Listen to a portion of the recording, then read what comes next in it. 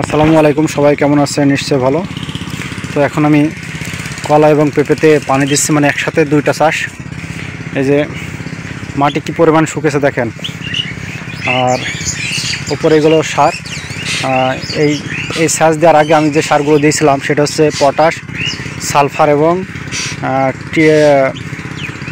এই সেচ দেওয়ার আগে আমি যে সারগুলো দিয়েছিলাম টিএসপি, ইউরিয়া এবং পটাশ, এই তিনটা সার দেওয়া হয়েছিল। তারপর কোনো সেচ দেওয়া হয়েছিল না।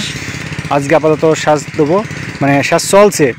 তো আজকে যে সারগুলো দেবো সেই সার হচ্ছে ইউরিয়া, সালফার এবং 3 প্যাকেট দস্তা এবং 2 প্যাকেট বোরন। এই যে অবশ্যই আপনারা জানেন বোরন এবং সালফারের কী গুণাগুণ। আর যখনই আমি সারগুলো দেবো না, তখন দেখা যাচ্ছে 15 থেকে 20 দিনের মধ্যে পেঁপে একেবারে মোটা হয়ে যাবে। দেখা যাচ্ছে পেঁপে ভাঙার মতন হয়ে যাবে। এই যে পেঁপে দেখেন গাছে কী পরিমাণে পেঁপে ধরেছে। তো আশা করি আমার ভিডিওটা ভালো লেগেছে, ধন্যবাদ। তারপরে আরেকটা কথা আপনাদের বলে রাখি, যে সারগুলো আজকে দেবো, সারগুলো অবশ্যই আপনাদের বলে দিলাম। আর আপনারা যদি নিয়মিত কৃষি সম্পর্কে আরও কোনো ভিডিও পেতে চান, তো অবশ্যই আমার চ্যানেলটি সাবস্ক্রাইব করবেন এবং ফেসবুক পেজটি ফলো করে রাখবেন।